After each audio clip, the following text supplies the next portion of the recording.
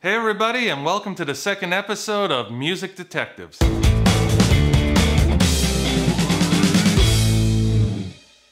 On this episode of Music Detectives, we're in 1957 where Harold Jenkins becomes Conway Twitty. I am now Conway Twitty. Now if you don't know who Harold Jenkins is, go back and click on our first video and you can find out all about it. But now we're in 1957 when Conway Twitty finally gets his name at Mercury Records. Let's do a label lowdown. Mercury Records was founded in 1945 in Chicago by a man named Irving Green and a few other fellows. One of the biggest things Mercury did before anyone else was in 1967 Mercury Records became the first US label to release cassette tapes.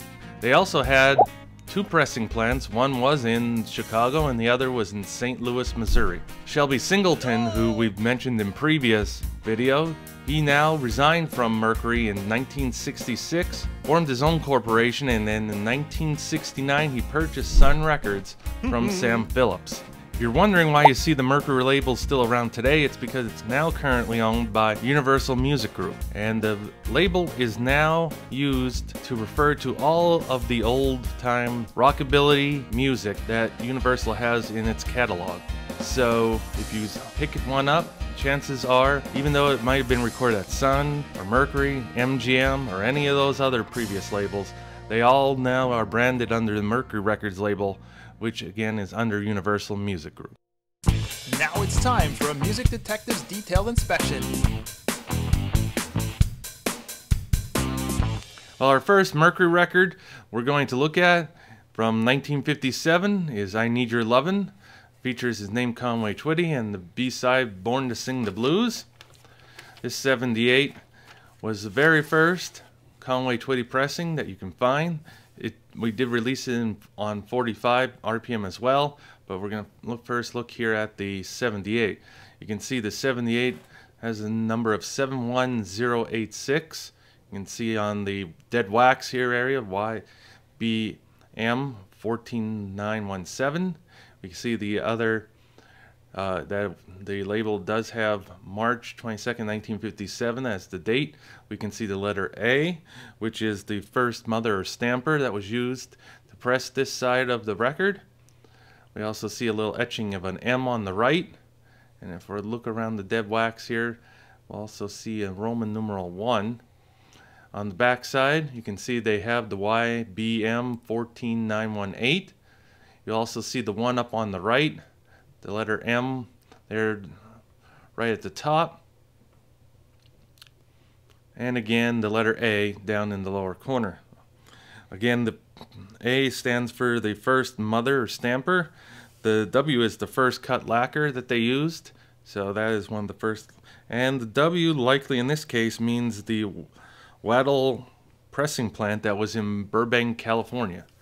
So that is the 78. Now the 45 original pressing came in maroon, and you could see, of course, the 78 is much smaller or larger than the 45. You have a 10-inch diameter versus a 7-inch diameter, and of course the maroon color.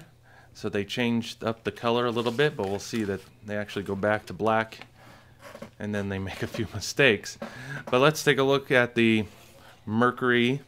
Now the interesting thing about this one is we again have the label and it does have its date, and if you look we also have the black version which also says the date on that, but if you look at it much closer you'll see that see here some of the dead wax information on this.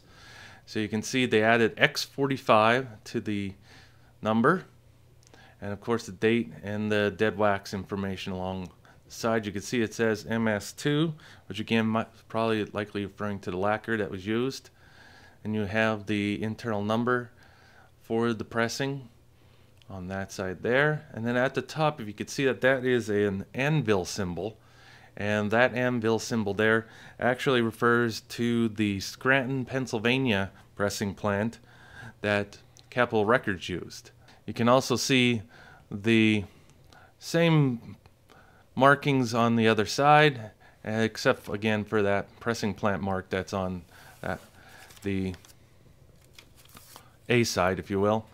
For that, you can see the I Need Your Lovin'. If you take a closer look at that, you could see that I Need Your Lovin's credit for Conway Twitty on the black one, and on the maroon it says that it's Twitty Paulman.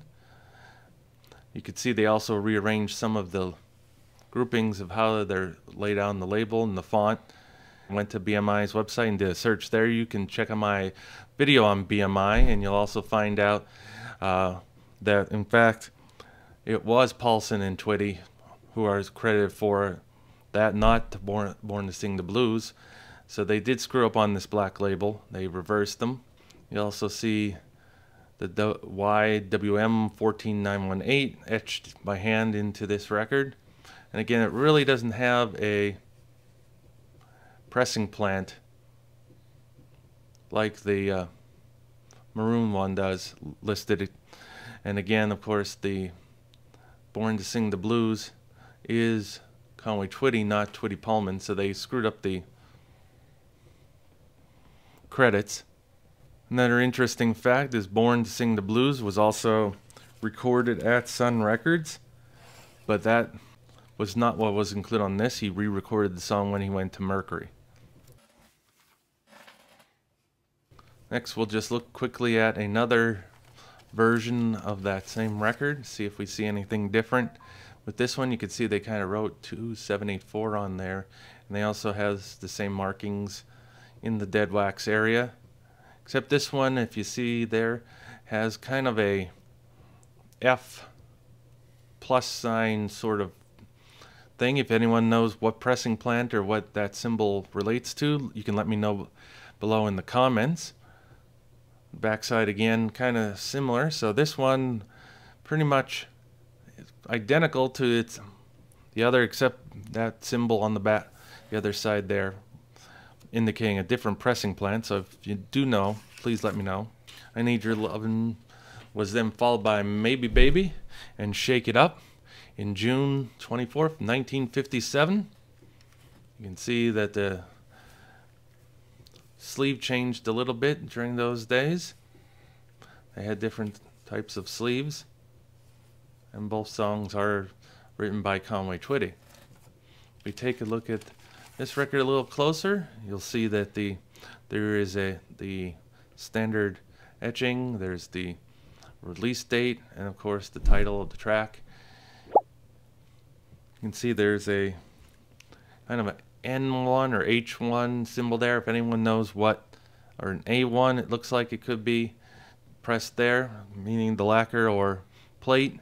You have a 2M on this side, also indicating whether it was a lacquer or a stamper indication, along with the number 1 or letter I up in the corner there. Now, Shake It Up didn't reach the charts like I Need Your Lovin' did. I Need Your Lovin' actually got to number 93, so Conway Twitty hit the Billboard charts at number 93 for 1 week with I Need Your Lovin', but didn't quite get anywhere with Shake It Up. Now, some people say, well, how come there wasn't a Cashbox number for that? Well, that's because Cashbox only went to top 60, so had they had a top 100, they possibly would have had a charted Conway song. The third album we're going to look at here is Double Talk Baby. Now this album actually comes out in 1958, in December of 1958, and really the only reason it comes out is because Conway Twitty is now popular. He has got his first number 1 record on MGM, which we'll talk about in the next show. And to capitalize on that new fame, Mercury is going to release this to, of course, all new Conway Twitty fans in hopes of making more money. Now this album, or this single, did not chart either. It did have a review, not very favorable, but pretty much concluded that anybody who was a Conway Twitty fan, you could see now there's looks to be a double F there indicating the pressing plant. If anyone knows what what that symbol for the pressing plant is, just let me know in the comments below. It's pretty worn, so we'll throw some pictures of better quality versions of this label up on the screen for you to check out cleanly what this album looked like. You can see they removed the date from the label itself. They're not including that now on the label like they did in 1957. And of course, again, on this side too, they also has like the kind of double F or T symbol indicating the pressing plant. Somebody also looked like they took a black marker over the certain areas where the song title was. The Double Talk promotional record, which actually seems to be on eBay a whole lot more often and seems to be a whole lot more common then in that case, also has the same symbol that we talked about before, where it has the for the pressing plant, and also again has the MS2 for your lacquer or stamper. Also has the same internal numbers on it.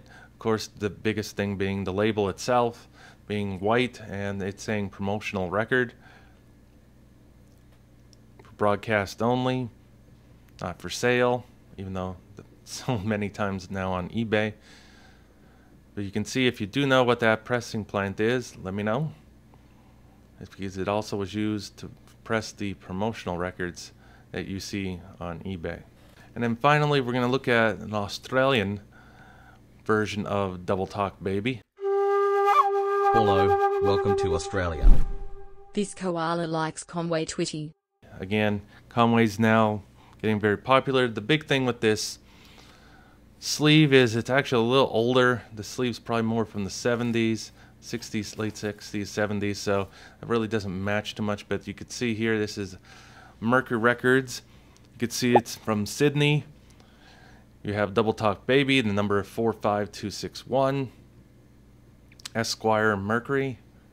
You have your YW15977 there on the dead wax area on your left.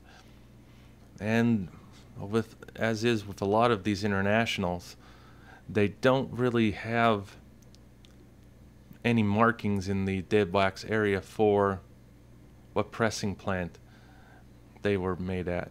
So you'll see just usually the stamp number there, and that this record actually came out in 1959 in Australia, so it has more machine numbers rather than a hand-etched numbers. It's pretty well worn, and of course they said it's unbreakable. This is still 45, but you could see, like a lot of international records, they're using a smaller 33 hole on them to make them more compatible with people overseas and easier.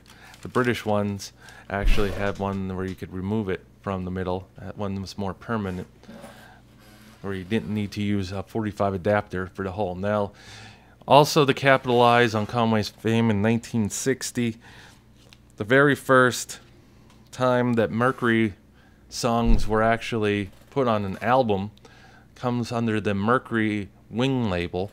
That's kind of like a budget label for Mercury, and it actually includes 2 Conway Twitty songs, and actually is the 2 most recent ones we've been talking about. Double Talk Baby, Why Can't I Get Through to You, appear on this Singin' and Swingin' album, which was advertised in Cashbox in July of 1960. Has other popular artists that were at Mercury. And again, this is the first time anything from the Mercury label of Conway's ended up on an album or a long play album. And the 2 songs, again, that were released in 1958 were put on this album here. You can see it says Wing Records, a product of Mercury Record Corporation.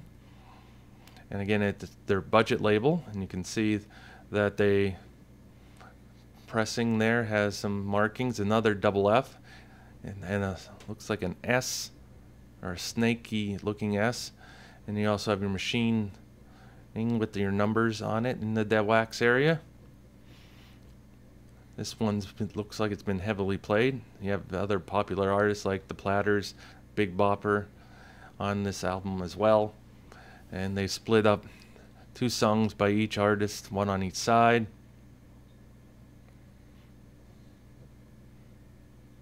And then it doesn't look like there's too much stuff left on this side in the Dev Wax area, just the machine code and that, again, the pressing plant with kind of like the double F symbol. And the stamper, the MS1, indicating the lacquer or stamper that was used for this record. But again, it was the Mercury, under Mercury Corporation, using their budget wing records.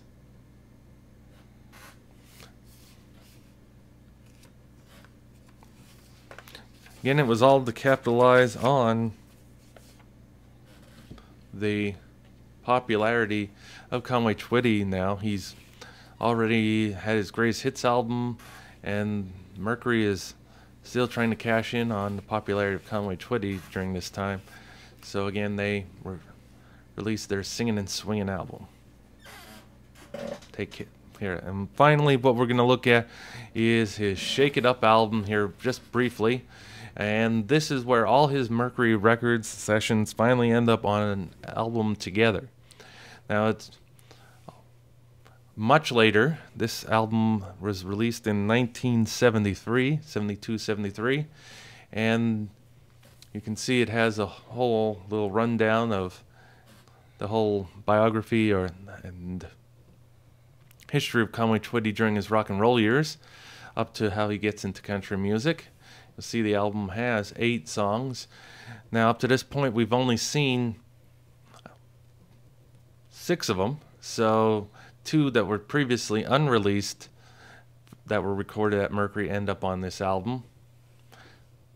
So you can see they released previously on Mercury Records. Well, technically 6 of the 8 were, not all 8. If the other 2 were actually released prior, there's no record of it, because they were just songs that were recorded at the same time, but they weren't released on any vinyl. So we'll take a much more detailed look at this album when we get to the 1970s. We'll also look a little deeper at the Pickwick label and everything that this album does back in 1973, but at this point we're still in the 50s. So we'll go ahead and put this aside and wrap up this episode. Well, that does it for today's episode. Go ahead and smash that like button below, subscribe, and turn on those notifications so you don't miss our next episode when we move from Mercury Records to MGM Records in 1958.